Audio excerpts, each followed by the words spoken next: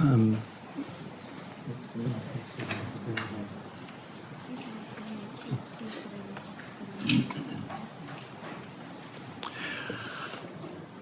million Americans died from COVID-19. Some estimate as many as 15 million people died worldwide from COVID-19.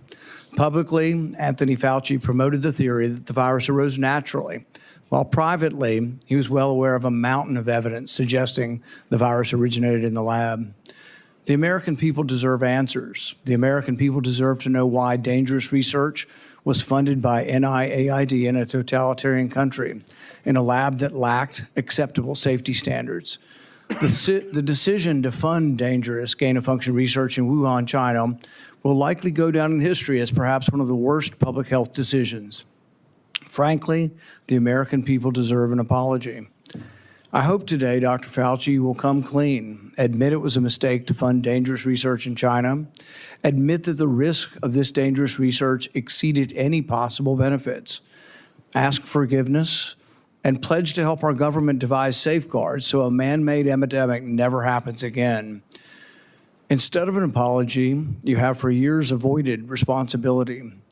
Regarding the lockdowns, you argue that you did not personally issue every lockdown order, close every school, or impose every mandate. But officials across the country invoked your authority to justify these decisions. And you presented your recommendations not as judgments open to debate, but as dictates of science itself. Your own words demonstrate that you understood the influence you exercised. On March 14th, 2020, you wrote that the task force recommendations were driven by me, yourself, Deb, and CDC. The next day, you wrote that you had convinced Mayor Bill de Blasio to close the New York City schools, so you were involved. That same night, Governor Gavin Newsom's chief of staff told you that the governor had decided to close California schools, bars, and restaurants after watching you on television. Presidents, governors, mayors, school boards, corporations, and Congress all bear responsibility for the decisions they made. The COVID lockdown, however, could never have been inflicted without you aiding and abetting the crime. Children lost years of education. Small businesses built over a lifetime disappeared. Patients delayed cancer screenings and other medical care. Families were separated from dying relatives. Workers were ordered to accept a medical procedure or lose their jobs. Worship assembly, employment, education, and travel were restricted in the name of science. While you did not impose every restriction, you used your public authority to justify them. While you concluded publicly that COVID occurred naturally, your private record tells a different story. In early 2020, your hand-picked virologist warned that the virus appeared to have been manipulated in the lab. In a conference call concerning the origin of the virus, all but two of the participants believed deliberate insertion was possible. Your concern was not merely theoretical. That same week, you led an urgent effort to determine whether your own agency had funded the research related to these experiments that were now under suspicion. Hours later, your assistant reported that the Wuhan experiments had indeed been reviewed and approved by the NIH. Those were not the actions of officials who believed that a research-related origin was an absurd conspiracy theory. They were the actions of officials urgently trying to determine whether their agency funding was connected to the research under discussion, connected to the pandemic. You could not hide that your agency had funded the Wuhan research or your long history of defending gain-of-function research. The only alternative left was to argue that COVID-19 did not originate in the Wuhan lab. You were not a detached observer. You had an institutional interest in the public believing that federally funded research had nothing to do with the pandemic. It was a conflict of interest from the very beginning. The authors of the proximal origin of SARS-CoV-2 privately had serious doubts about a natural origin. Within days, though, they flipped, and they all wrote in proximal origin that the virus was almost certainly not a laboratory construct. That paper was then used by the government and the media and you to discredit Americans who were asking the same questions that you and the authors were asking yourselves privately. You even cited proximal origin from the White House podium. You held it out as evidence that the virus could not have been engineered. but you didn't disclose your role in the discussions that preceded the writing of the paper. You did not disclose the author's original concerns. You did not reveal that you had been part of the paper, that you had read and offered editorial comments on the paper before it was published, before you began using it as evidence that it couldn't have originated in the lab. You did not disclose that you had immediately investigated yourself whether NIAID funding might be connected to the research. You did not tell the American people the full story. Duly released private messages indicate that the doubts with the authors and others didn't disappear after the publication. So while this was being waived at the White House to show that it couldn't come from the lab, the authors were still privately continuing to assign a meaningful probability to a laboratory origin, one thing in public and another in private. Some of the same scientists discussed avoiding email and carefully managing communications that might eventually be obtained under the Freedom of Information Act. The pattern is straightforward. Privately, there was alarm, then an immediate inquiry to see if NIAID's possible exposure to funding, then a rapid public declaration of certainty, continued private doubt, and then years of resistance to disclosure. The question is why? The only logical answer is that your primary concern was avoiding culpability. Your primary concern was hiding the fact that you had approved the funding for this dangerous research. Your support of gain-of-function research is extensive and long-standing. In 2011, your agency funded Ron Fauci's laboratory when it mutated the avian flu until it could spread through the air between mammals. This was the tipping point. This is when others became worried. You funded this. You advocated for this. The federal government's own biosecurity board, though, recommended withholding the details of these experiments because of the danger the research posed. People were concerned that publishing it was publishing a roadmap to creating bioweapons around the world. But you sided with the gain-of-function scientist Fauci and argued that the benefits of publishing the research far outweighed the risks. You defended this avian flu transmissibility experiments as critical research. You wrote that even if a scientist became infected and triggered a pandemic, the benefits of the gain-of-function experiments outweighed the risk. In 2014, your agency, NIAID, began funding the Wuhan bat coronavirus work. In 2015, Ralph Barrick and the Chinese scientist Shi Zhengli published NIAID-supported research combining a bat coronavirus spike protein with a SARS backbone. The resulting virus could infect human airway cells. It's a novel virus that now can infect human cells. It gained transmissibility, it gained function. In 2018, the same group of scientists, EcoHealth, Barrick, Shi, and their collaborators submitted the diffuse proposal, which involved the insertion of a furin cleavage site into the coronavirus. DARPA rejected it as too dangerous. When COVID was sequenced, though, early on in January of 2020, within days, scientists discovered that, lo and behold, it had a novel furin cleavage site, just as had been proposed in the diffuse product. This was either an extraordinary coincidence or a smoking gun, evidence that the Chinese had created COVID-19. It made the laboratory origin question more legitimate, and it made your categorical public denials indefensible.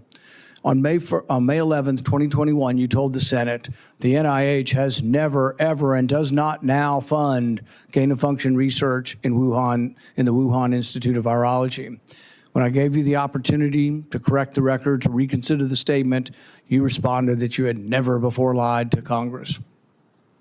We were then told that only the government's narrowest regulation of definition counted here, that you could define gain of function in one way in which this wasn't gain of function, in which all of the common sense of the world would be thrown out, all of the idea that the mice were dying and the virus was more transmissible didn't matter because you had a technical definition that allowed you to fund it. But the real question is, was it dangerous? Was it a wise decision to fund this?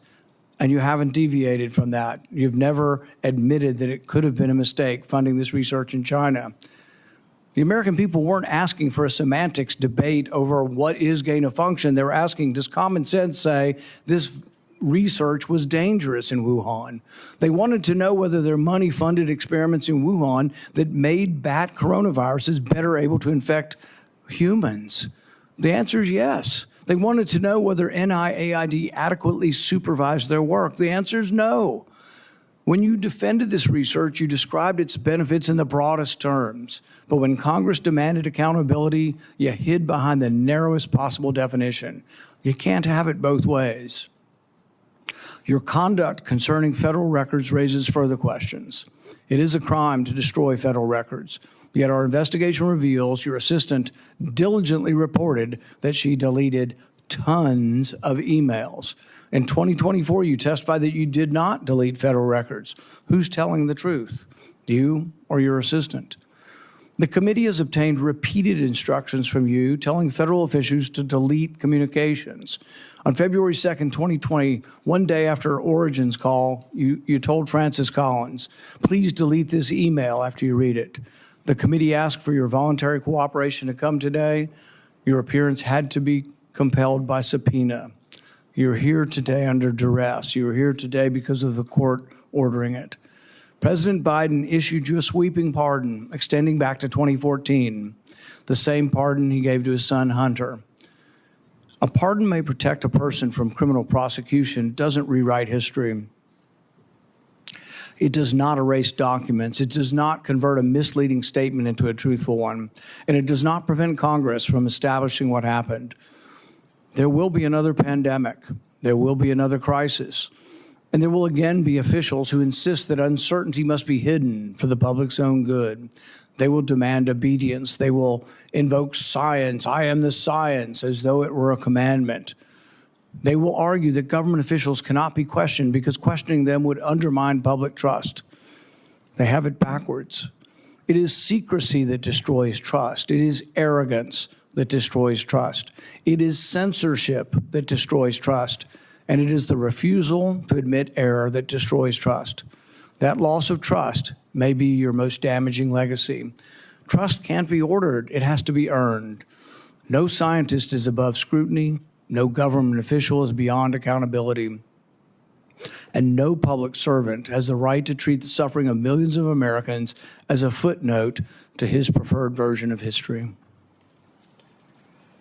I now recognize Senator Peters for his opening remarks. Thank you, Mr. Chairman. The Senate Homeland Security and Governmental Affairs Committee has a long and a very proud history of conducting serious oversight on behalf of the American people.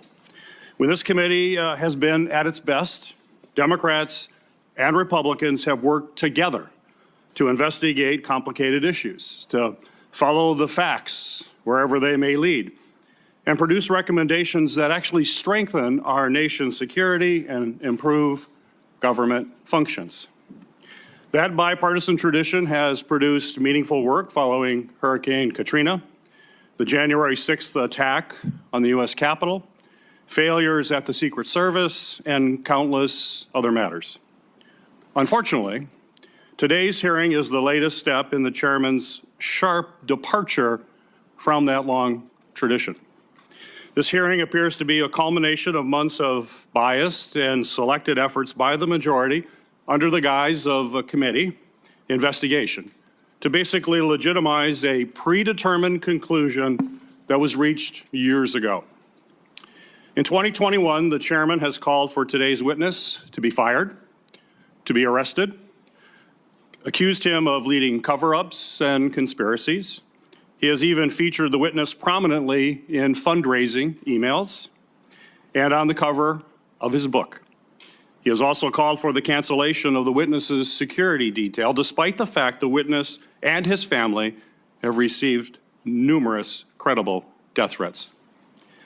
When I served as chairman, Senator Paul and I launched a bipartisan biosecurity investigation that included oversight of risky research and the origins of COVID-19, because we agreed that the committee's work would be stronger if we did it in a bipartisan manner and just followed the facts.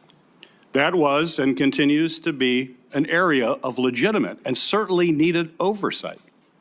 As chairman, Senator Paul has taken the opposite approach.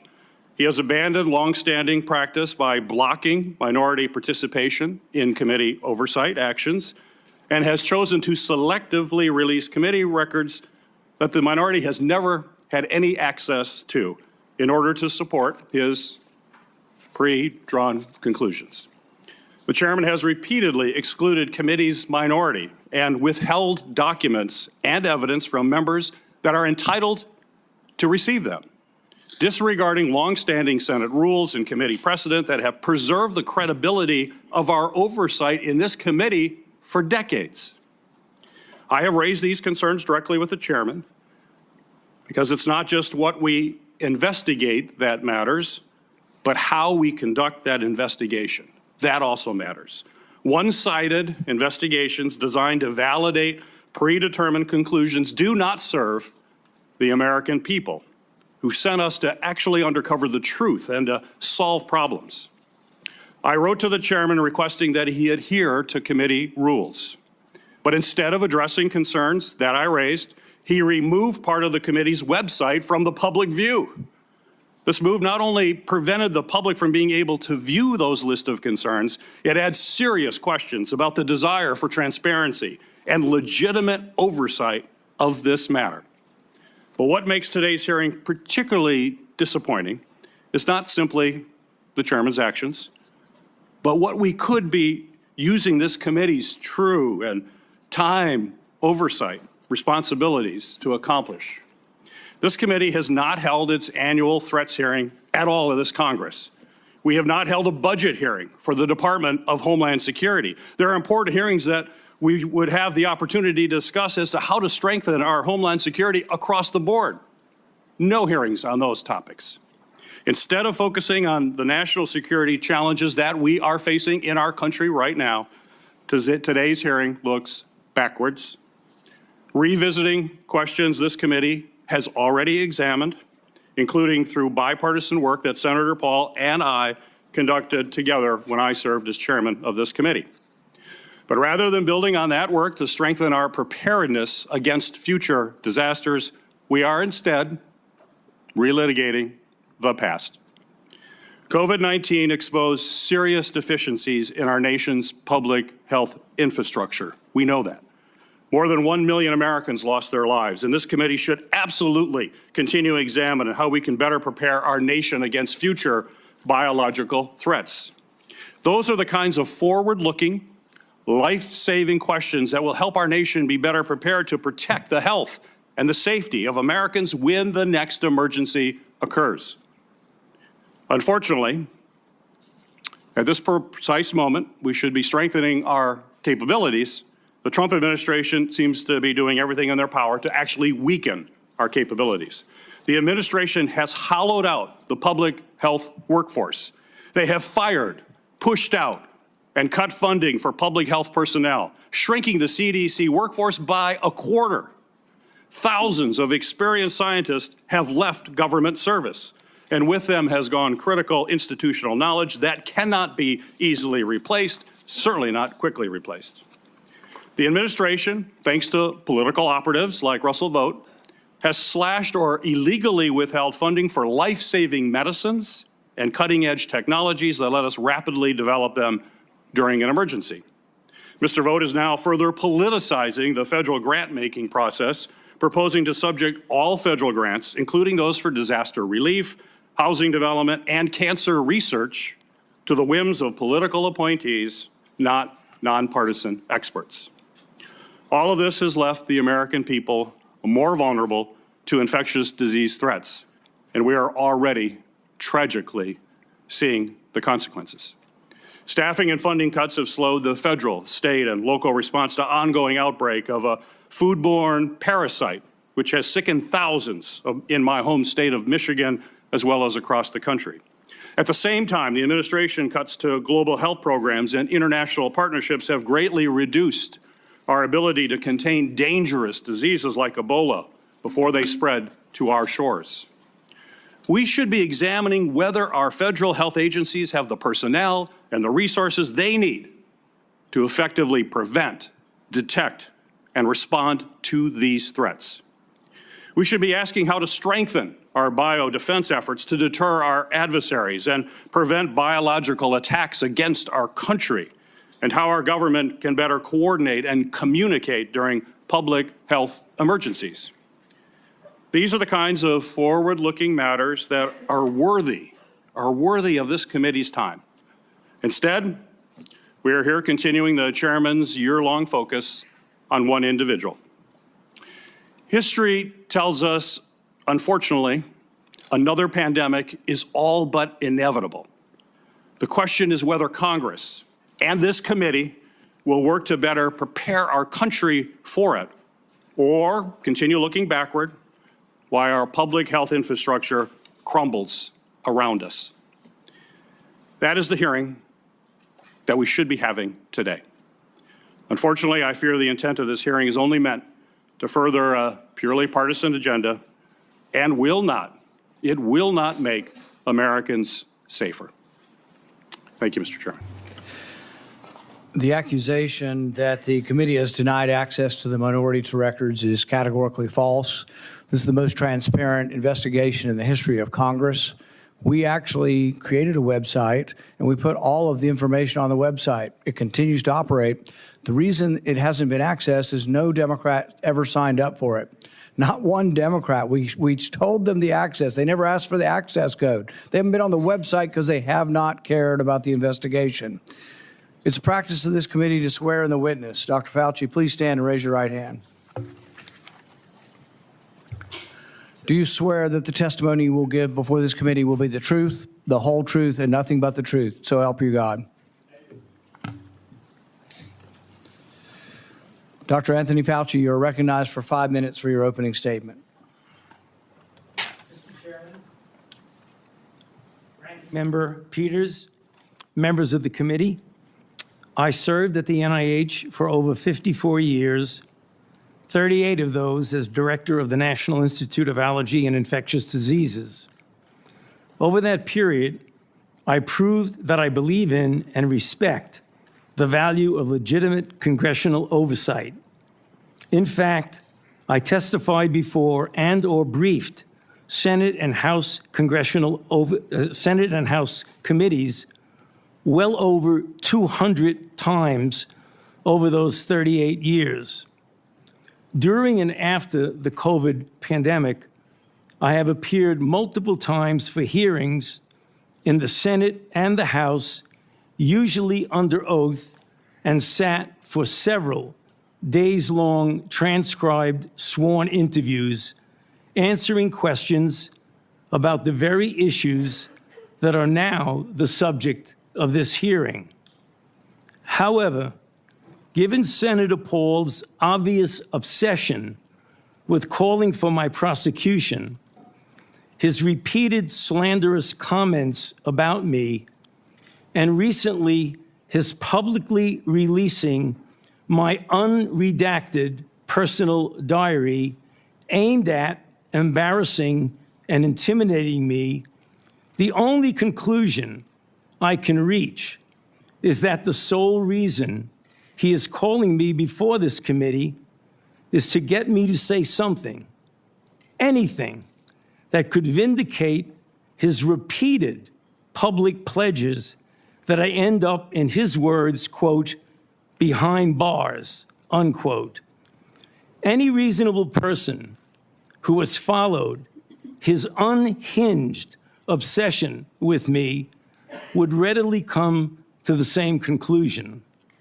Therefore, although it pains me to do so, because of the respect I have for the legislative branch of government and my decades-long record of cooperating with Congress, under the advice of my attorneys, I will invoke my right under the Fifth Amendment of the Constitution to refrain from answering your questions. Thank you.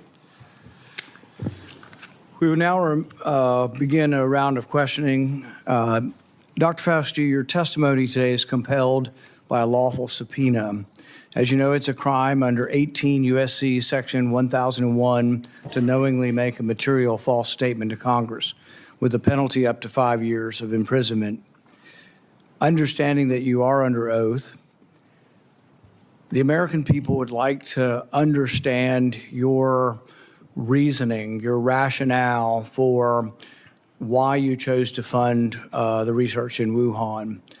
There have been, intelligence agencies, the CIA, the FBI, the DOE, have all come to the conclusion that more likely than not, the virus came from the lab in Wuhan. And so we'd like to know what was the rationale, what was the discussion, how, what went behind the decision to fund the research in Wuhan. How did you come to the conclusion that a totalitarian country would be capable of doing this in a BSL-2 lab, a lab that lacked the security? What was the reasoning? And are you sorry, basically, for making the decision? Would you, given another chance, say, well, gosh, circumstances now, as I know it, maybe it wasn't a wise thing. Can you explain to the committee why you chose to fund this dangerous research in China? On the advice of counsel, I respectfully decline to answer based upon my rights under the Fifth Amendment of the Constitution. In the red folder on your table is a copy of Section 192 of Title II of the U.S. Code. Your counsel has been provided a copy as well. That section makes it a crime for a witness appearing under subpoena to refuse to answer any questions pertinent to the question under inquiry. Do you have that in front of you? On the advice of counsel, I respectfully decline to answer based upon my rights under the Fifth Amendment of the Constitution. Let the record record that the witness has refused to answer whether there's a folder in front of him based on his Fifth Amendment right. It is true that you're appearing under direction of our subpoena to provide testimony on matters under consideration by the committee, including the origins of COVID-19, risky life sciences research, and your tenure as a federal government employee. Additionally, you've been provided a full and unconditional pardon dated January 19th, 2025, for any offenses against the United States which may have been committed or taken part from January 1st, 2014 through the date of the pardon for a 10-year period, arising from or in any manner related to your service as Director of the National Institute for Allergy and Infectious Diseases, as a member of the White House Coronavirus Task Force or the White House COVID-19 Response Team, or as Chief Medical Advisor to the President. Have you refused this pardon, or do you have any reason to believe this full and unconditional pardon, this grant of immunity, would somehow require you to plead the Fifth Amendment? On the advice of counsel, I respectfully decline to answer based upon my rights under the Fifth Amendment of the Constitution. Based on the facts presented, I'm going to direct you to answer the questions. The committee has issued a valid subpoena. They have requested your presence here. The questions are very pertinent to your decision-making as head of NIAID, as well as a chief advisor to the president. Do you still refuse to answer the questions? On the advice of counsel, I respectfully decline to answer based upon my rights under the Fifth Amendment of the Constitution. Let's do the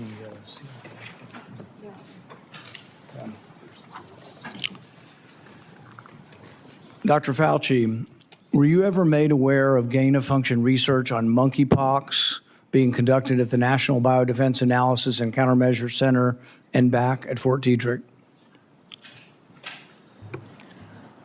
On the advice of counsel, I respectfully decline to answer based upon my rights under the Fifth Amendment of the Constitution. Dr. Fauci, did the CIA ever transfer funds to NIH under an interagency agreement? On the advice of counsel, I respectfully decline to answer based upon my rights under the Fifth Amendment of the Constitution. Yeah, but I think possibly. I'm going to, but I need the long list of the gain-of-function questions. Dr. Fauci, did the NIH ever conduct research for or in coordination with any element of the intelligence community, CIA, ODNI? On the advice of counsel, I respectfully decline to answer based upon my rights under the Fifth Amendment to the Constitution. The reason why these questions are important is, President Trump has done a ban, and we're glad that he did a ban on gain-of-function research. So we're better off than we were when we had an advocate serving as head of NIAID, an advocate for gain-of-function research. There is still, though, a question, though, whether or not the intelligence community is adhering to that order. There's a question of whether or not gain-of-function research is still ongoing. And these are important questions the American people deserve to know. Dr. Fauci, have you been read into any classified Department of Homeland Security program, any prospective special access program concerning gain-of-function research? On the advice of counsel, I respectfully decline to answer based upon my rights under the Fifth Amendment of the Constitution. When we look at the research in China, the gain-of-function research that you've denied was gain-of-function, one of the things that startled the scientists when they saw COVID in the first couple of weeks was when they looked at the sequence of it, they said, oh my God, there's a furin cleavage site in it. And in this particular family of coronaviruses, the sarbecoviruses, they'd never seen this before. They were also startled to look at it and see how it was coded for, what the codons were, and to discover that the codons used out of 36 different possibilities turned out to be the one that was commonly used in gene manipulation by scientists. Dr. Fauci, were the scientists at the Wuhan Institute of Virology capable of inserting a furin cleavage site into a coronavirus? On the advice of counsel, I respectfully decline to answer based upon my rights under the Fifth Amendment of the Constitution. So one of the experiments that was pretty common was they would take the backbone of a SARS virus, and this would be a SARS virus that the backbone itself wasn't that dangerous, but then they would dig through guano, 300 feet underground, bat guano. They'd find other viruses, unknown viruses. They'd take the S protein off of an unknown virus and stick it on a backbone. And then they would infect mice that have humanized cells. And they were trying to discover if they could create a virus that infects humans. Now, many people would say, well, gosh, that doesn't sound like a really good idea to create viruses that don't exist in nature to see if they'll infect human cells. What if one escaped? What if you keep infecting this and do serial passage, you actually adapt the virus to be infectious to humans? So the question is whether or not, Dr. Fauci, the Wuhan Institute of Virology was combining an S protein with one virus with the backbone of others, and could this lead to a virus? Maybe it wasn't even predicted, but could it lead to viruses that gained in function and then could lead to a pandemic? On the advice of counsel, I respectfully decline to answer based upon my rights under the Fifth Amendment of the Constitution. One of the arguments that you and others have made against this virus coming from the lab is it couldn't have come from the viruses that have been published. And nobody's really arguing that. I think from the very beginning, people acknowledged that the viruses that have been published are too far evolutionarily distant from a virus that could have become COVID-19. But what has never been acknowledged by the side who tries to call the other side of conspiracy theory, which is really something you don't usually see in a scientific debate. This is the first time I've ever seen an article printed in Lancet by your friends who called this a conspiracy theory. These are the kind of things you see as a screed on a political, website. You don't really see this in science. But when they release this as being a conspiracy theory, we're wondering that when you do this, when you combine these viruses and are able to grow them in humanized cells, whether or not this kind of risky research, whether you call it gain of function or not, whether you use the definition of gain of function, whether this kind of research should have had more scrutiny. I think in your House testimony, you testified that you never traveled to China and that you were unaware that anybody at NIH ever examined the labs, that you trusted the Chinese scientists. I think you said that even recently, that with your discretion, you trusted the Chinese scientists. The problem is that even in our country, we trust our scientists. They're good American scientists, probably doing the right thing for America. But at the same time, we oversight to make sure it's not dangerous research, but we also investigate the lab. I believe Fort Detrick was one of our main labs was closed down in the last year or two because of, research institute, a research incident that was dangerous with dangerous pathogens. And so the American people would want to know, how could you approve this dangerous research in China, say that you trusted the Chinese scientists, and then in the end, you had to admit that you'd never been there, and none of your inspectors had ever been there? Dr. Fauci, had any of the labs where this dangerous research was occurring, were any American lab oversight or lab investigators, did they ever appear in these labs to make sure that they were safe labs? On the advice of counsel, I respectfully decline to answer based upon my rights under the Fifth Amendment to the Constitution. So one of the main theories for those who have looked at this being created in the lab was the idea that could have come from a virus not previously published. Dr. Fauci, are you aware that Dr. Shi, who worked for the Wuhan Institute of Virology, was said to, and I think in her own words, to have over 100 viruses that had not been previously published that could have been a close enough relative to create COVID-19? Are you aware of that? On the advice of counsel, I respectfully decline to answer based upon my rights under the Fifth Amendment to the Constitution. Under your testimony previously, when you denied ever having funded gain of function in China, it was so adamant as to be striking, to leave no room for any interpretation of what is or isn't gain of function research. But there's another important question. Did you fund gain of function research in other biolabs around the world? On the advice of counsel, I respectfully decline to answer based upon my rights under the Fifth Amendment to the Constitution. The one research project that we do know you did fund is the one that Ron Fauci did. And it's important to talk about because this sort of was the beginning of the debate over gain of function. And this wasn't just me. I wasn't even aware of the debate 10 years ago. This was other scientists. Over 200 scientists at the Cambridge Working Group signed a protest because they didn't think you should fund the research, and they didn't think it should even be published because it was sort of a roadmap as to how to make a bioweapon. So what they did was the avian flu, and this is important. It may be the most important question we get to here today. The avian flu has about 50% mortality for humans. The good news, though, about animal viruses is they don't infect humans very well. It will infect humans, but doesn't go human to human very well. Ron Fauci, with the money that you provided to him, did an experiment where he caused purposeful mutations to create a new virus, an avian flu that didn't just infect birds well, but actually infected mammals well, went ferret to ferret in an aerosolized manner. People saw this and were aghast, at the decision-making process that you decided to fund this.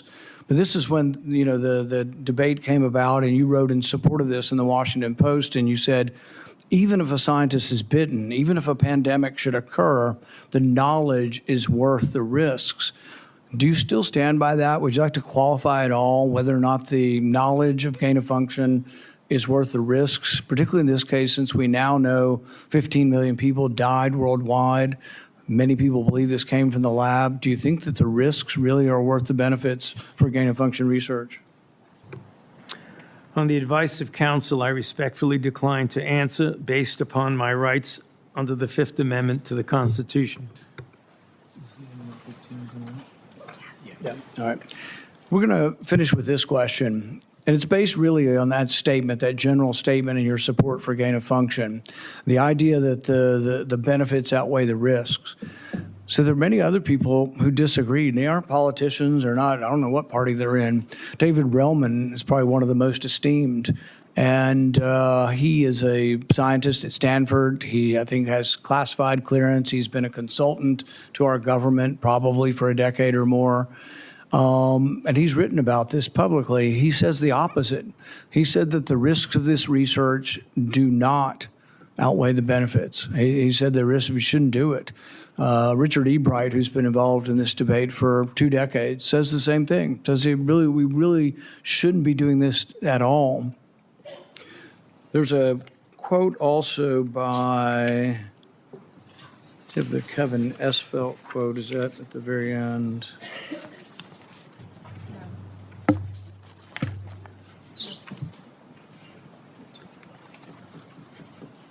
Kevin Esfelt, who's a CRISPR scientist at MIT, also wrote about this gain of function. I implore every scientist, funder, and nation working in the field, please stop. No more trying to discover or make pandemic-capable viruses. No more experiments likely to disseminate blueprints for plagues. Dr. Fauci, would you like to at least answer this one question for us today and let us know whether or not you've changed your mind on whether or not the benefits of gain-of-function research outweigh the risks? On the advice of counsel, I respectfully decline to answer based upon my rights under the Fifth Amendment to the Constitution. The chairman has denied your assertion of privilege and directed you to answer, but you nonetheless refuse and stand on privilege despite the existence of the pardon. The committee will have to consider after this hearing what appropriate action should be taken against you for the failure to testify after being directed to do so. It's against the law to obstruct an investigation of Congress. There will be repercussions to your refusal to testify today. Senator Peters.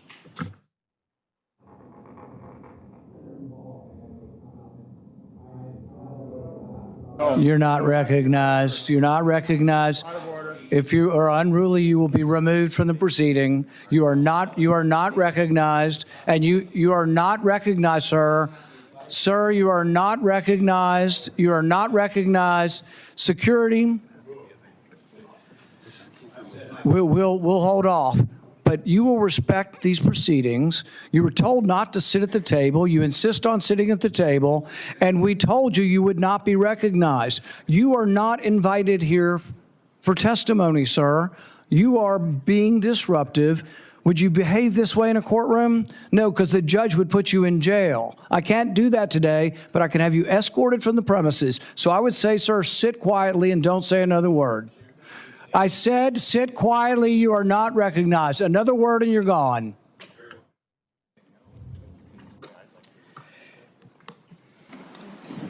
So, Mr. Chairman, I'd like to hear what the attorney has to say. He is not recognized by the committee or the chair. If he speaks again, he will be removed from the room. This testimony is from Anthony Fauci. This is not a game with his lawyers.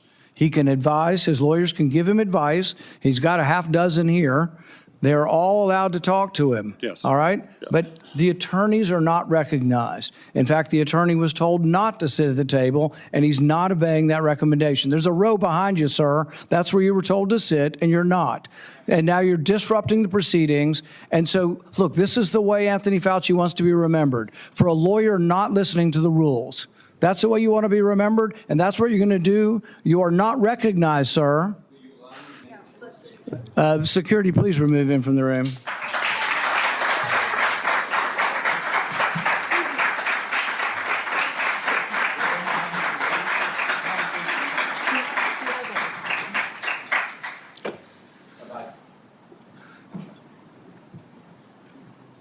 I just go into your.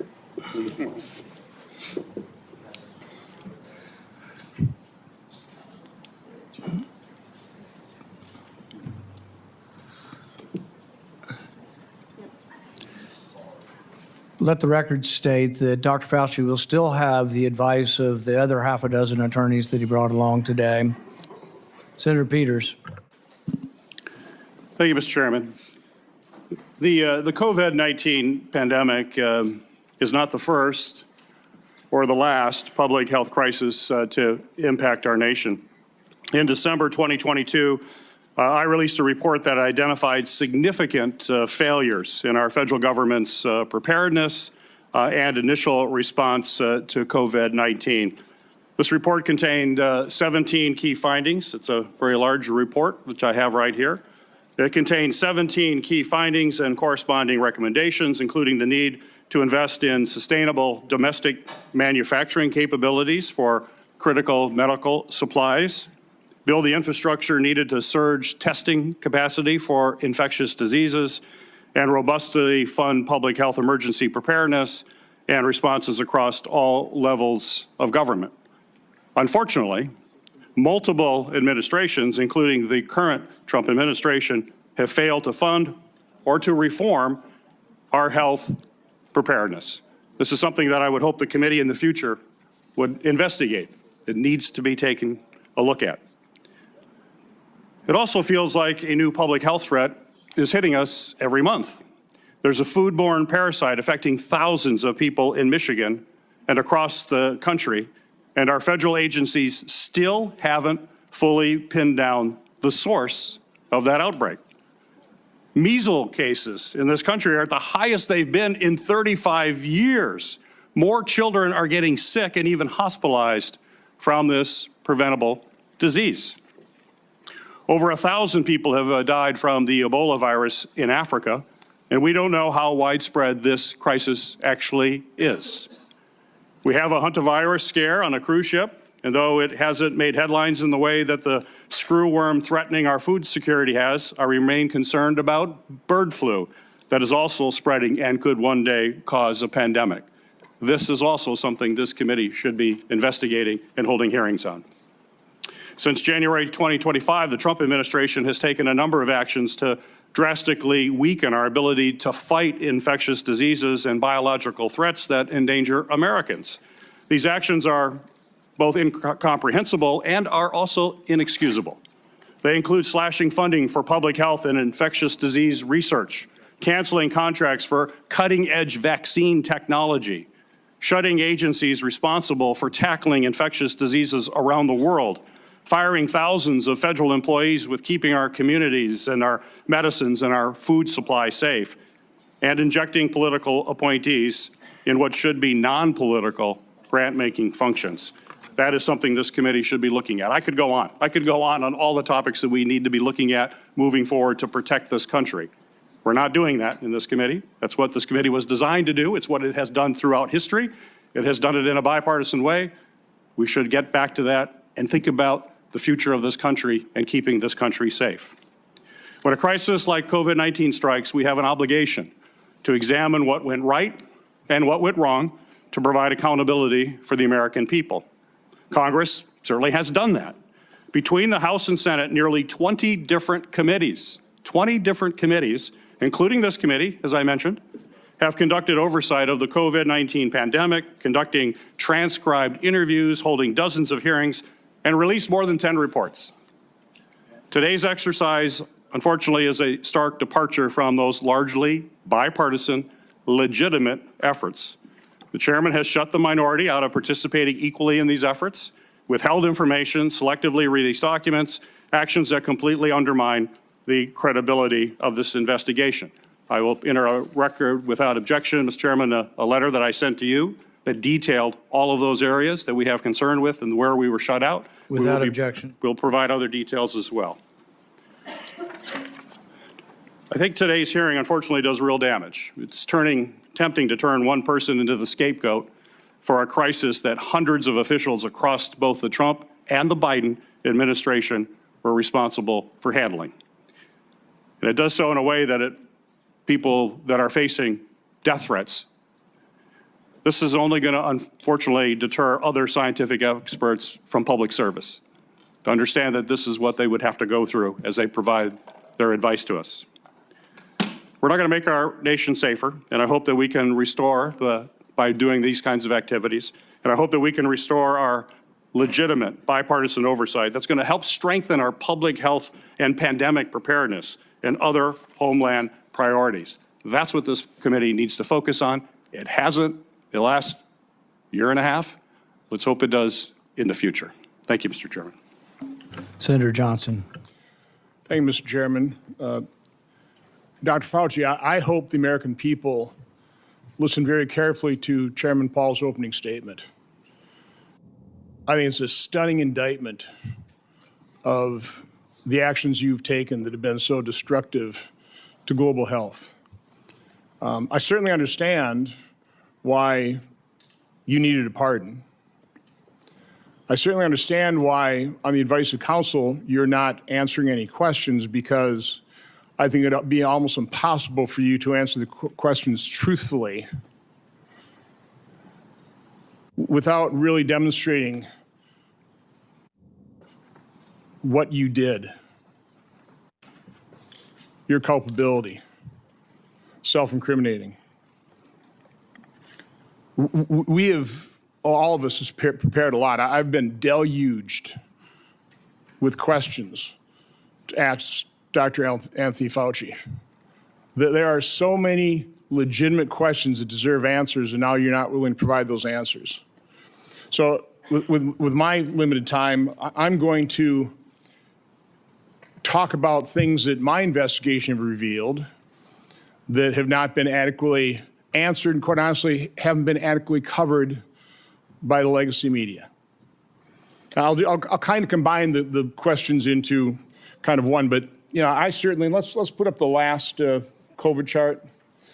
I was warned pretty early on about the dangers of the experimental gene therapy that you've called a vaccine, but it really falls under the definition of gene therapy. So I was going to ask you, I mean, were you carefully monitoring the safety surveillance systems like VAERS and vSafe that literally were deluged with complaints?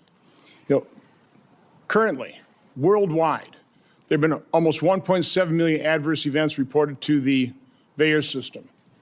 Of those, over 39,000 were deaths.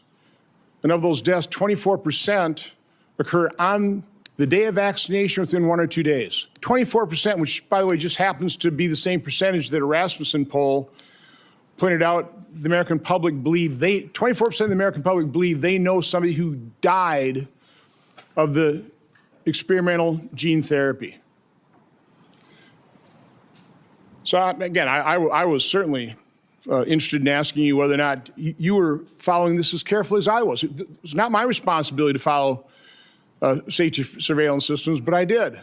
And by the way, when I published, this is actual government information. When I published it and people had me on their shows, they would be censored by Facebook. They would be deplatformed. I think largely at the behest of the actions you took to make sure that disinformation wasn't spread. This wasn't disinformation. This was the truth. So I was going to ask you whether you knew Dr. Marks. I think you do know him. He's the head of CBER. He's the man who is in charge of approving vaccines and surveilling for the safety. My investigation shows that on March 1st of 2021, less than 3 months after the emergency use authorizations, he was warned by Dr. Anna Scharsman, data mining expert, that the algorithm they were using to analyze VAERS data was going to hide in mass safety signals. 26 days later, and 3 months consecutively after that, they did data runs with a new algorithm that unmasked those safety signals. They showed dozens of safety signals, including sudden cardiac death, cerebral artery occlusion, basal ganglia stroke, agonal rhythm, Bell's palsy, and pulmonary infarction. Your diaries now show that you actually suffered pulmonary infarction in, I think, probably June 2021. I was just wondering whether it ever went through your mind that maybe that injection, all those boosters you took, might have caused that. You know, and the question I was going to, and I'll ask this question, were you ever made aware of the fact that Peter Marks was warned that the algorithm was going to hide the safety signals? And were you told that senior FDA officials were given shown dozens of safety signals associated with the COVID injection? On the advice of counsel, I respectfully decline to answer based upon my rights under the Fifth Amendment to the Constitution. Next area I want to go through is in that same month of March 2021, an employee at NIH, Dr. Nath, led a team of researchers who were diagnosing and treating individuals who'd never had COVID but were severely injured by the genetic therapy injections. Dr. Nath told those individuals, stay quiet. You know, we want to make sure that you know, we gather all the information and then release it to doctors so they can treat people like yourself. There was a concerted effort, and I'll enter this into the record. It appears inside NIH to quash Dr. Nass publishing that study. It finally was put on a preprint server with telling no one, and I think about May of 2022. I think what's noteworthy about this is Dr. Nass told the injured participants that early treatment, early intervention was crucial for them to be treated. And yet within the NIH, they were questioning what was Dr. Nass doing. They didn't want to publish that because, and I want to take time searching for it, because publishing it would create vaccine hesitancy, which is what we continue to hear time and time again, is the reason they didn't promote they lied about the safety signals they were seeing. Throughout the pandemic, I always push early treatment. We've got things in here where you were really concerned about remdesivir because it was untested, but hydroxychloroquine, yeah, it was an improved drug. Maybe some safety issues, but we had a great deal of experience with it. All of a sudden, you had the Surgisphere study that was retracted within 2 weeks because it was completely false, totally blew up the use of hydroxychloroquine. And then when it comes to ivermectin, which, by the way, because I was contacted by so many people, I referred them to doctors who actually had the courage and compassion to treat vaccine-injured individuals. It works. But I was going to ask you whether you were involved in the FDA attack on ivermectin. You had a interview on CNN on August 29th of 2021, where, again, I just don't want to take time to find the exact quote, but you said there's no evidence that ivermectin is helpful. On that exact same day, and I've got the studies right here. There was a website that was tracking the random controlled studies. Here they are, showing 60, 70% efficacy of ivermectin. The same day you say there's no evidence, there was all kinds of evidence. Loved ones had to go to hospitals, had to sue hospitals. Just, would you try it? So I would want to know, to what extent were you involved in sabotaging hydroxychloroquine, ivermectin, and did you do that because you knew the only way you get an emergency use authorization for these drugs, these experimental gene therapy, was if there was no effective treatment, you couldn't get the emergency use authorization. So is that why you helped sabotage these cheap generic drugs in favor of remdesivir, which, by the way, nurses, are you aware of the fact that nurses called it run, death is near? On the advice of counsel, I respectfully decline to answer based upon my rights under the Fifth Amendment to the Constitution. Let me end on this note, because this just came to light. We've got 11 million pages of documents. We also have other people who were in the room. But now we know you actually lied to your own diary. On March 27, 2020, you wrote in your diary, "To my surprise yesterday, the POTUS sent a letter to governors outlining a plan to reopen county by county while monitoring the spread of virus in low-risk counties. This was half-baked and never shown to Deb or I before it was sent out."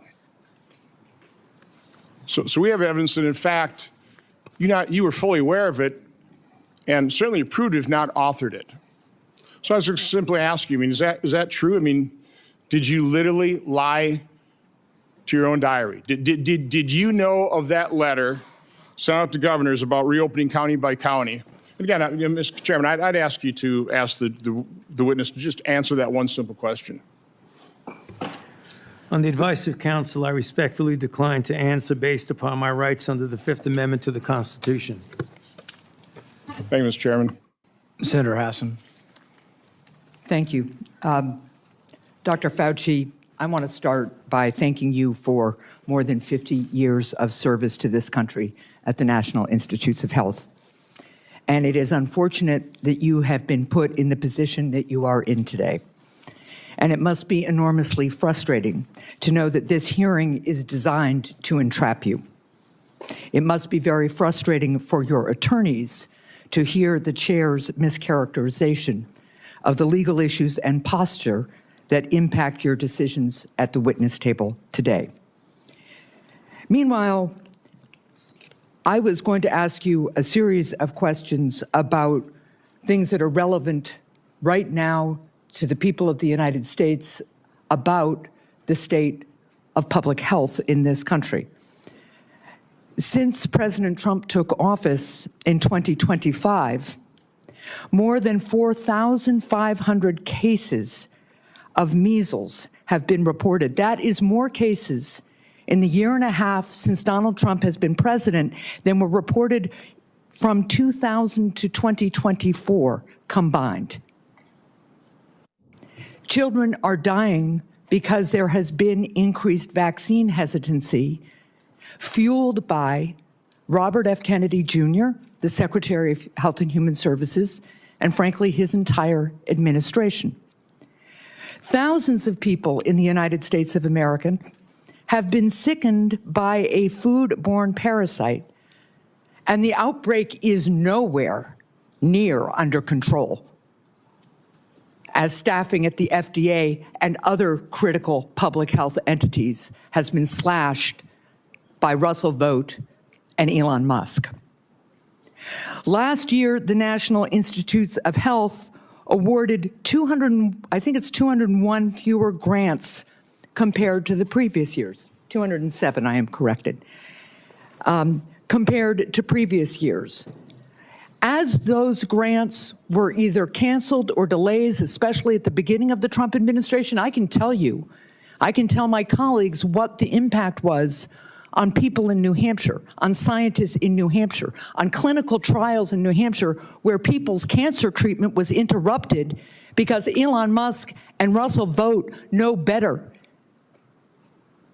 they say, than the people at NIH about what to fund. And because they did some sort of word search, it seems, for some of the grants, and boy, oh boy, if you were studying rural health in New Hampshire and trying to understand how to better engage people who need health care in rural America, that was off the table. America is losing researchers and scientists to other countries because researchers and scientists, highly trained, highly qualified, invested in often by the American taxpayer, are finding the hostility from this administration so strong that it interferes with their science, and they want to pursue science wherever that science takes them. I also sit on the Health, Education, Labor, and Pensions Committee. We have had a number of hearings with nominees recently to fill critical spots.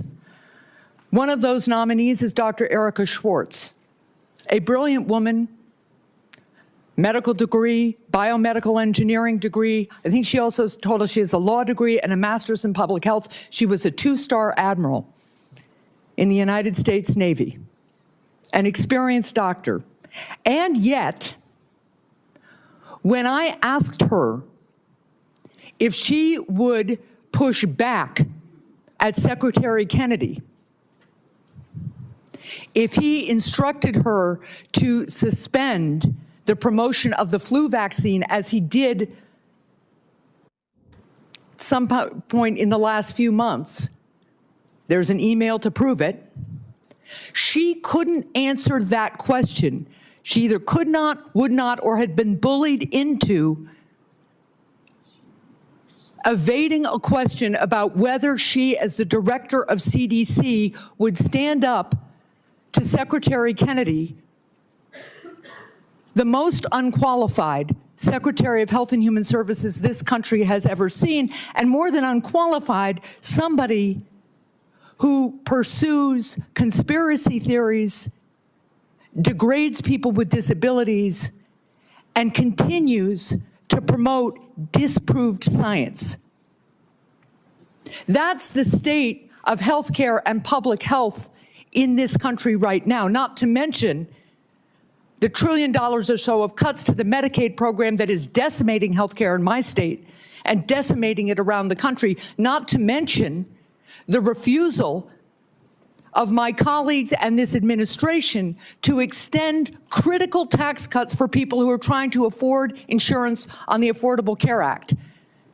I just was at one of my community health clinics, and they are reporting fewer and fewer people coming in for care, disrupting care because they can no longer afford health insurance.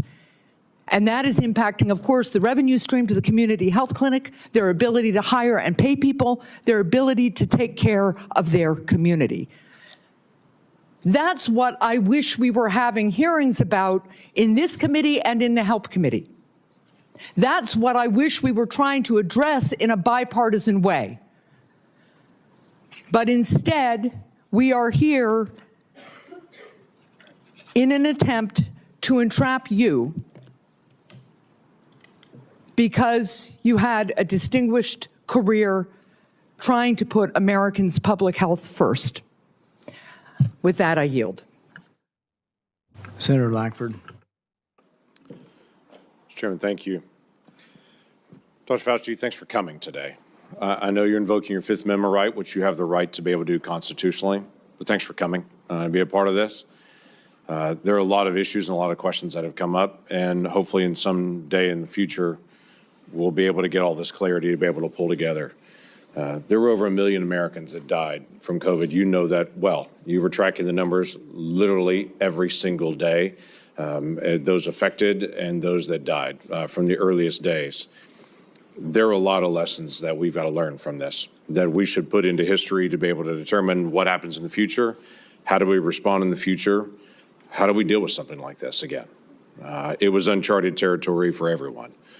But I would tell you, countless families, including my own, watched a loved one die behind glass or through a screen because we couldn't get access to them. Children couldn't get to school. People missed their prom or graduation ceremonies. There were lots of things that happened that dramatically changed the future of the country. The mental health issues that we have continued to deal with from the isolation have been profound. Even something as simple as children that wore masks or around adults wearing masks for all that time are slower in learning language now because they couldn't watch someone's lips moving, and so they're slower in that.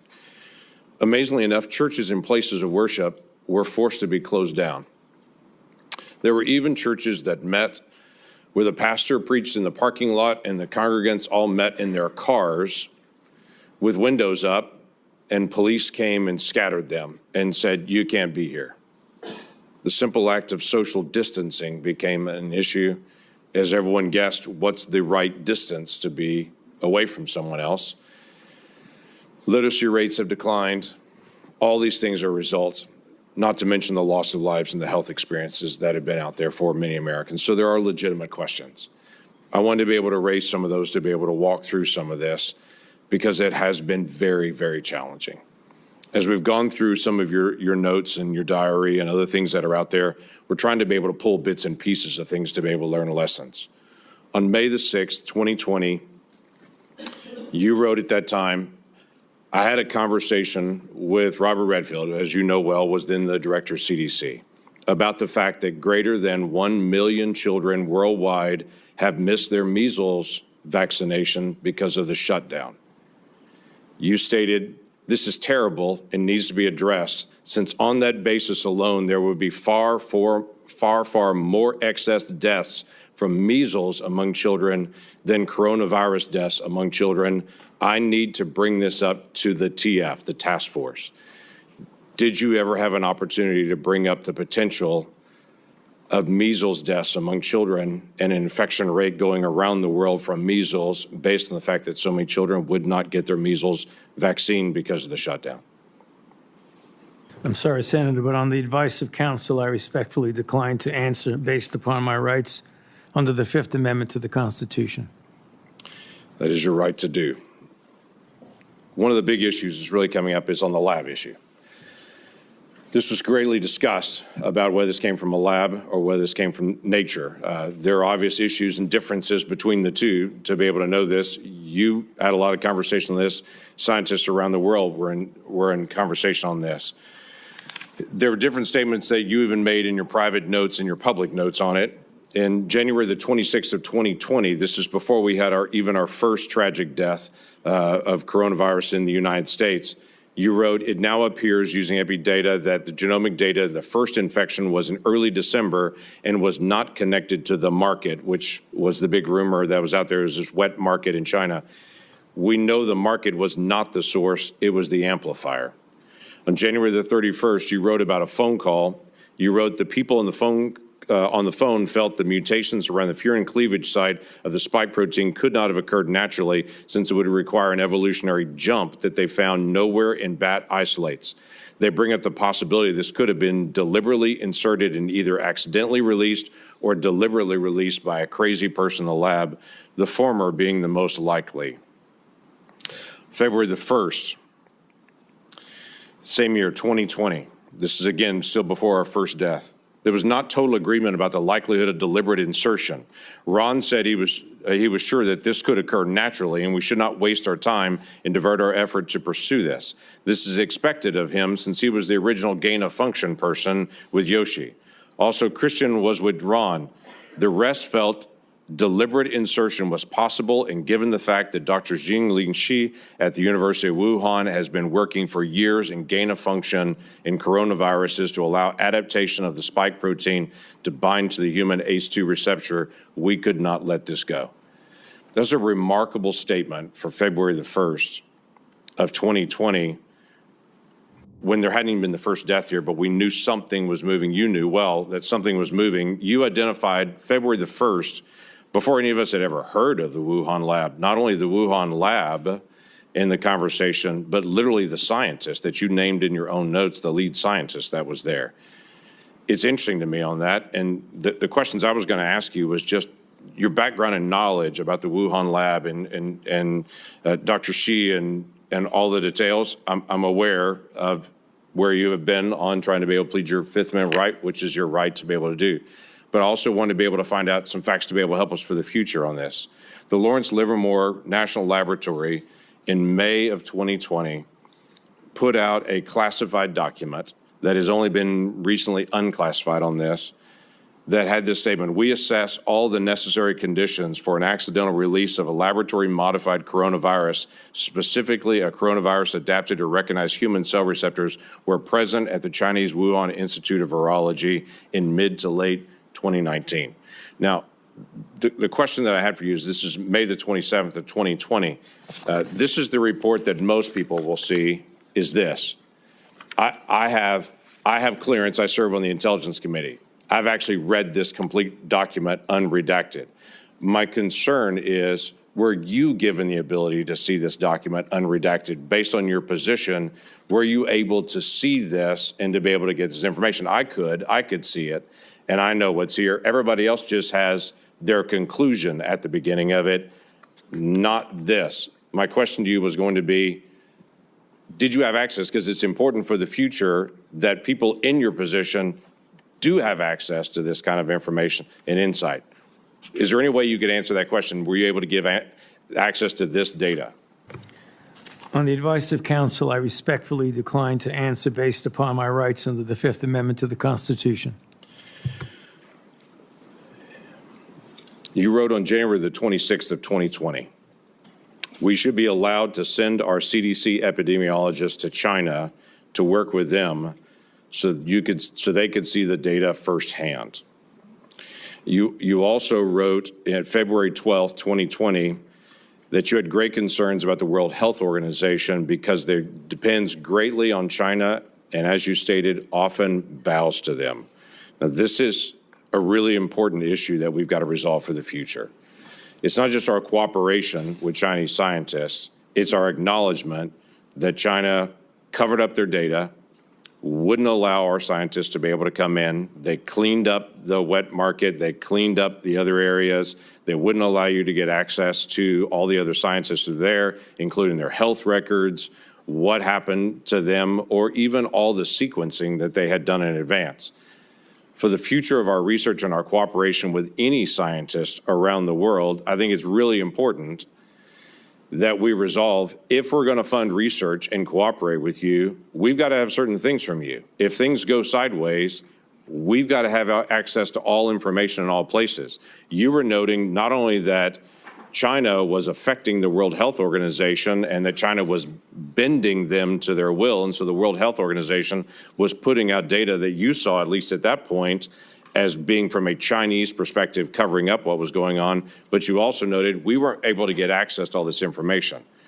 We've got to be able to figure this out for the future to be able to make sure that research that is done, we have access to all information. If something goes sideways at some point, which clearly it did at the Wuhan Institute of Virology, and that being, as was noted by many people, the only lab in the world that was doing research like this that had a lower standard of actually their security standards there than many other labs around the world, yet they were doing this very dangerous research. What can we gain, and what advice could you give us to say in a future setting, we've got to make sure that we actually get information from people and we can be guaranteed that we're going to get that insight? Yes, sir.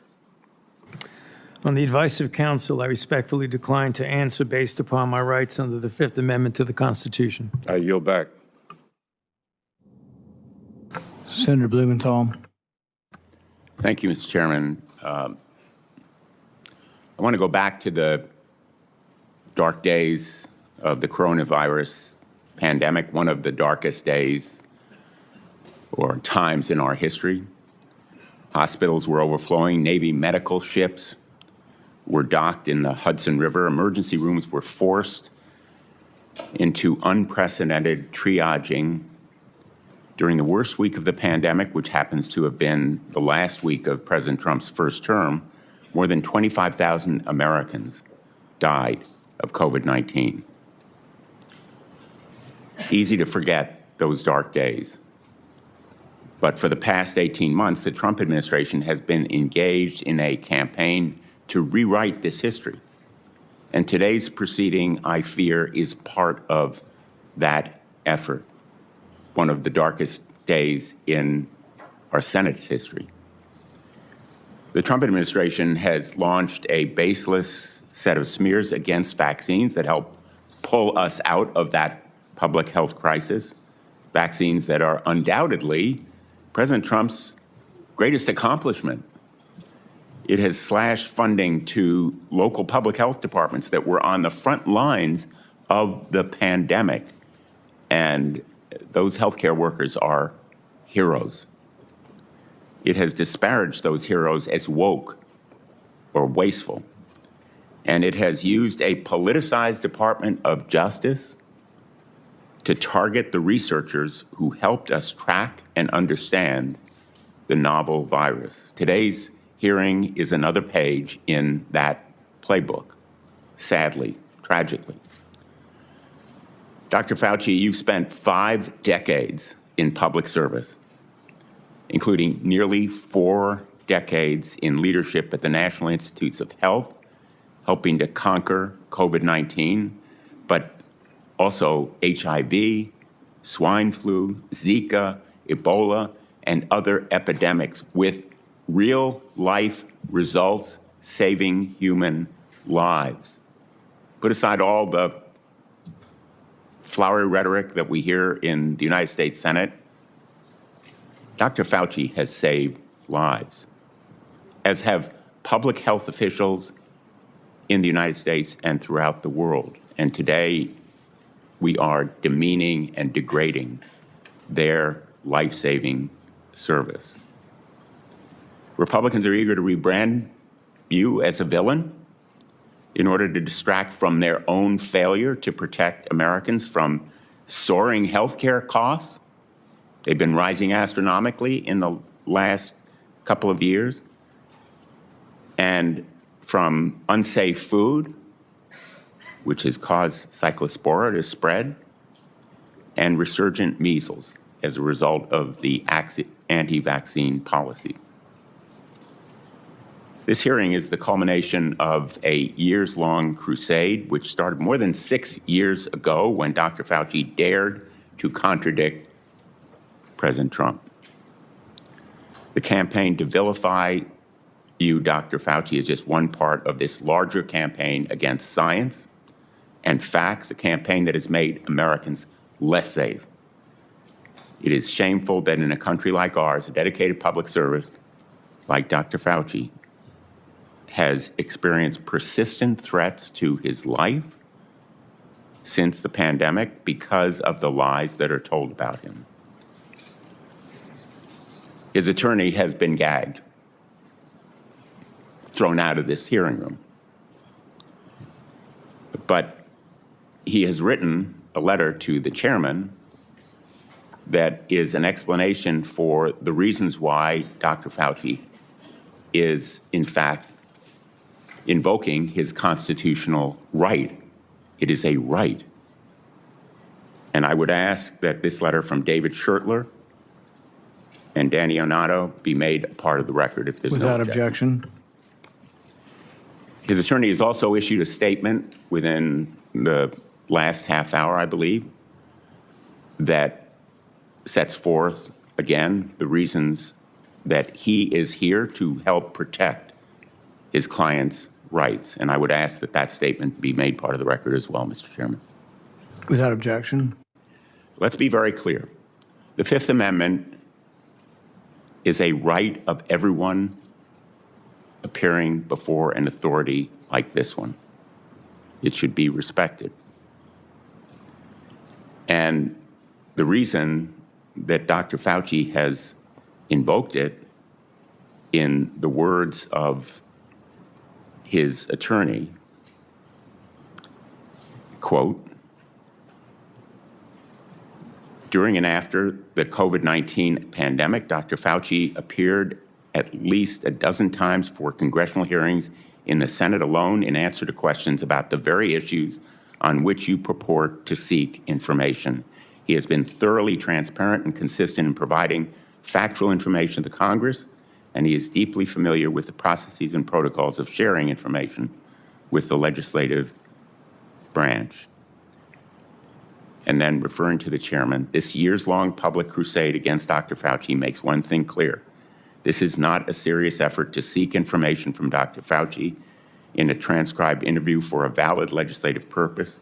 You are single-mindedly fixated on Dr. Fauci, seeing Dr. Fauci prosecuted for imaginary crimes, and you are so invested in that outcome that you have created a personal brand around it. Those are the words of his attorney, and he cites as well the statements of the chairman, which indicate a clear intent that the result of this proceeding be a prosecution. Quote, the power of some of us must be used for good, like putting Fauci in jail. That's from December 23, 2025. I want to give him a subpoena and a jail cell, also from December of 2025. The first was 2024.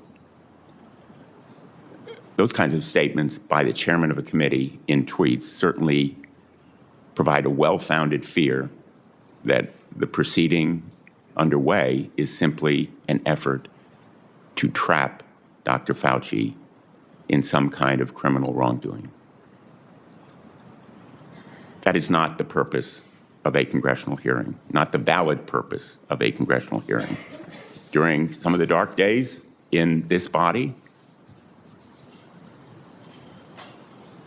under Senator Joe McCarthy, it became standard operating procedure to seek that kind of prosecutorial objective.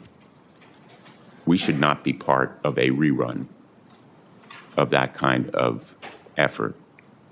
This attempt to rebrand one of the most challenging times in our nation's history is a short-sighted act of desperation that will leave us less prepared for the next pandemic It is an insult to the memory of more than 1 million Americans who died from COVID-19. If there are valid scientific questions about the origins of this pandemic, COVID-19, about the kinds of steps that were taken to counter it, about the need for more preparation, they should certainly be addressed, but not in a show trial, not as part of a continuing vendetta against a single individual. And unfortunately, I fear that is what we are seeing today. America deserves better. Thank you, Mr. Chairman. In no courtroom in America can you have your witness plead the Fifth Amendment and then your attorney gets to testify. That's what that letter is. The attorney's complaining and testifying, saying, he didn't do it, the prosecution's unfair. You don't get to do that. That's one thing you give up when you take the Fifth Amendment. You say, I'm not going to testify. I'm not going to give you any information. You don't then get to put your lawyer forward to justify it. He can do it in the press, but you can't come and testify. He was not invited to testify, and he was out of order, and it was appropriate to have him ejected. Senator. Chairman Paul, thank you for doing this. I think I know in my state people have been asking questions about Dr. Fauci for years. So Dr. Fauci, your entry has made clear that you love being a hero, a celebrity, and here having the eyes of the world upon you. You loved every newspaper profile, every photo shoot, every fancy dinner with the elites. To many Americans who lost family members, who lost trust in our federal government, you're not a hero. Unfortunately, you're a villain. You made yourself the story and abandoned the American people to serve your own ego. To begin, I would like to talk about your relationship with David Morenz. He was the senior advisor in the NIAID, Office of the Director, your office, for 16 years. He was your friend. He was a frequent guest at your house. You reportedly co-authored over 50 scientific articles with him. You turned to him first right after COVID-19 first occurred. Earlier this year, the Department of Justice charged him with conspiracy against the United States, in addition to other charges as part of a conspiracy to conceal information and falsify records to suppress alternative theories about the origins of COVID-19. Now, you've publicly kicked this man to the curb, saying, Dr. Morenz was not an advisor to me on institute policy or other substantive issues. So let's start with the use of personal Gmail accounts and David Morenz's relationship with Peter Daszak. David Morenz tells Peter Daszak, president of Equal Alliance, and you've got this in front of you, it's Exhibit 1, and it's already in the record as part of this. It says, quote, P.S. I forgot to say that there's no worry about FOIA. I can either send stuff to Tony on his private Gmail or hand it to him at work or at his house. He is too smart to let colleagues send him stuff that could cause trouble. Dr. Fauci, did Dr. Morenz's relationship with Peter Daszak concern you? Yes or no? On the advice of counsel, I respectfully decline to answer based upon my rights under the Fifth Amendment to the Constitution. Did David Morenz ever bring documents to your house? On the advice of counsel, I respectfully decline to answer based upon my rights under the Fifth Amendment to the Constitution.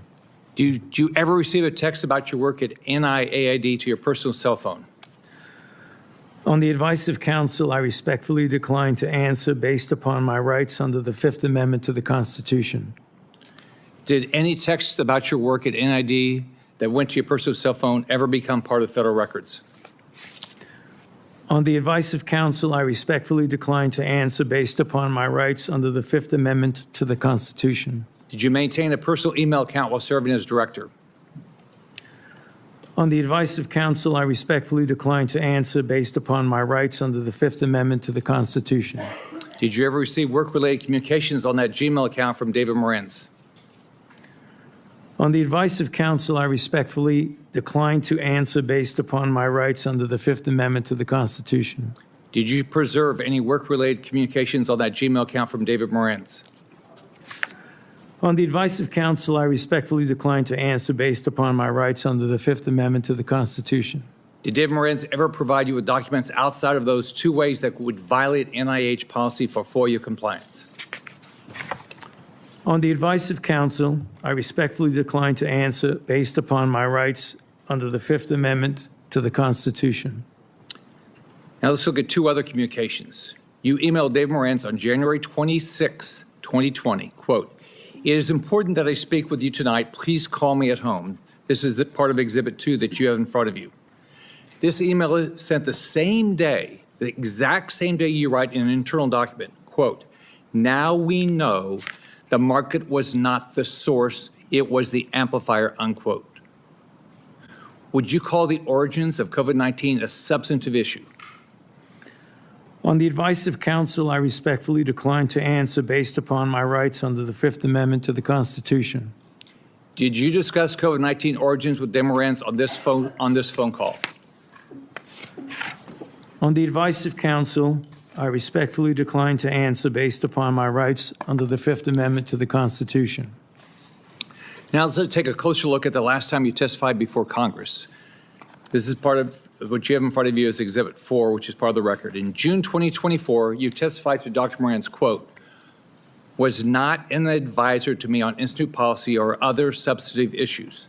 Furthermore, his office is located in a different building from that of the NIAID director," unquote. Is that still your testimony today? On the advice of counsel, I respectfully decline to answer based upon my rights under the Fifth Amendment to the Constitution. So today, under oath, your testimony remains that Dr. Morantz was not an advisor to you on institute policy or substantive matters. On the advice of counsel, I respectfully decline to answer based upon my rights under the Fifth Amendment to the Constitution. Now, I've got Exhibit 5, which you have in front of you. On October 24, 2021, David Morantz texted you to provide information about and advocate for the controversial EcoHealth Alliance grant. You thank him and tell him that you will check the information. Would you agree that this shows an advisory relationship between David Morantz and yourself? On the advice of counsel, I respectfully decline to answer based upon my rights under the Fifth Amendment to the Constitution. Would you agree that you two were discussing a substantive issue? On the advice of counsel, I respectfully decline to answer based upon my rights under the Fifth Amendment to the Constitution. If documentary evidence establishes that Dr. Morantz advised you regarding EcoHealth Alliance, COVID origins, or grant policy, then your June 2024 testimony would have been inaccurate, correct? On the advice of counsel, I respectfully decline to answer based upon my rights under the Fifth Amendment to the Constitution. Is there any document in your possession today that would contradict your prior congressional testimony? On the advice of counsel, I respectfully decline to answer based upon my rights under the Fifth Amendment to the Constitution. Have you deleted, destroyed, or instructed anyone to destroy records after learning Congress is investigating these matters? On the advice of counsel, I respectfully decline to answer based upon my rights under the Fifth Amendment to the Constitution. Are you aware of anyone who did? On the advice of counsel, I respectfully decline to answer based upon my rights under the Fifth Amendment to the Constitution. As you know, Dr. Morantz now faces charges related to destroying records while you distance yourself from him. Is that fair to a decades-long friend? On the advice of counsel, I respectfully decline to answer based upon my rights under the Fifth Amendment to the Constitution. When is the last time you spoke to him? On the advice of counsel, I respectfully decline to answer based upon my rights under the Fifth Amendment to the Constitution. In hindsight, are you disappointed how you handled COVID? Do you have any regrets? On the advice of counsel, I respectfully decline to answer based upon my rights under the Fifth Amendment to the Constitution. Dr. Fauci, I want to close with this. Here's how you impacted my family and people close to me. I have daughters with children. You can't imagine the questions they had around vaccines for their kids and themselves, and the pressure, the unbelievable pressure to make the right decision for their health. I can tell you pregnant women who worked with me were so scared because every time they went to the doctor, they were told something different about taking the vaccine. And you caused this. Imagine being a mom trying to protect their kids, or an expectant mother trying to figure out what to do. Every 3 weeks, a doctor tells you a new set of guidance on a vaccine. The haphazard information you released and pushed on the American people with little research is appalling, and why there's so much distrust in our institutions today. That trust is crucial to public health, and you, more than any person or event in my lifetime, have destroyed that trust for millions of Americans. You lied to hundreds of millions of people amid the worst public health crisis in a century. You failed to follow your own guidance. You forced people to watch their loved ones die alone over the phone. It's disgusting. You destroyed the federal government's credibility when it comes to public health. We have entire generations of Americans who, rightfully so, do not trust our institution to keep people safe because of you. This has destroyed decades of progress and lifetimes of work because you wanted to fuel your own ego and be the center of attention. What would you do differently knowing what you know today, Dr. Fauci? On the advice of counsel, I respectfully decline to answer based upon my rights under the Fifth Amendment to the Constitution. All the evidence is right here, and you still can't bring yourself to tell the truth or apologize because you received an auto-pen pardon from a staffer in the Biden White House. If we have another pandemic tomorrow, millions could die because of what you did to make Americans lose trust in their government when it comes to medicine and health care. How many families have you apologized to had to watch their loved ones die alone? You breached public trust, and now you're hiding behind a fraudulent pardon. Your legacy will not be as a man that saved America from COVID, but as a man who destroyed the public trust in America's public health institutions in exchange for 5 minutes of fame. This is how history will remember you. I yield back. Senator Kim.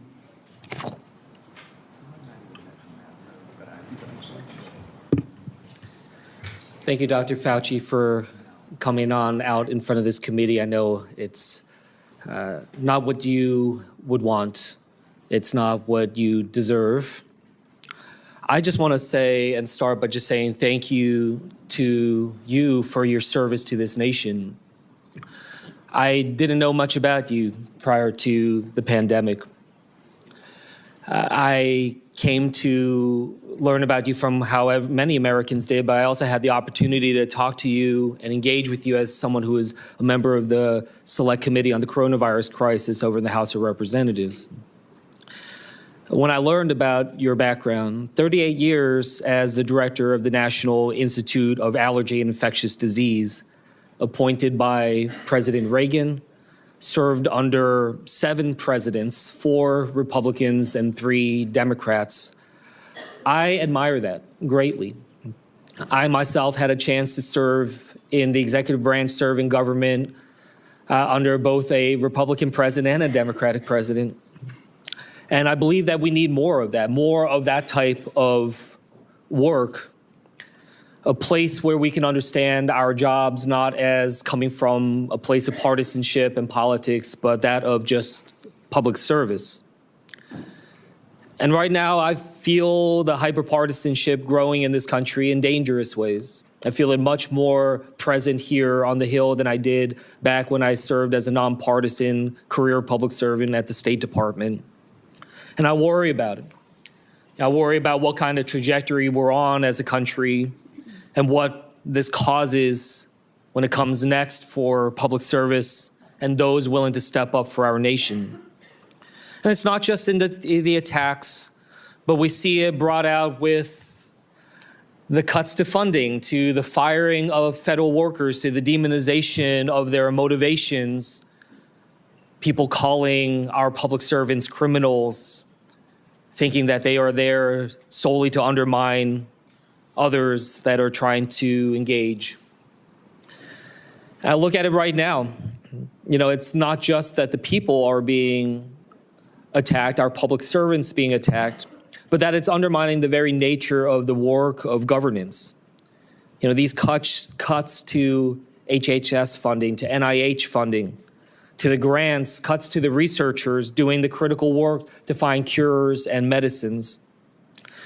These firing, these cuts, they're creating a chilling effect, honestly, a chilling effect for the next generation of people who might consider stepping up to serve our nation, to be the next generation of researchers who now are wondering whether or not this is the right thing for them to do at a time when they see some of their colleagues or those that they looked up to being attacked, their funding being cut. Researchers that I talked to who are now either leaving the country or considering leaving the country to do their work because of the sheer unpredictability of America. That this nation so great, so powerful, has now been crippled with this sense of unpredictability and unreliability. That is not the type of country that I hope we strive to be. I've raised this because these attacks upon Dr. Fauci, it's not just about him. It's sending signals to others who are thinking about serving our country, our scientists, our doctors, our healthcare professionals, our researchers, trying to show to them that if you don't get in line with the politics, that you will also potentially be subject to attacks. And from the work that he has done, from HIV/AIDS to Ebola to COVID, we've seen him try to engage in these crises. They're not easy, especially when it's a novel disease, when you don't know what comes next, a lot of unknowns, having to make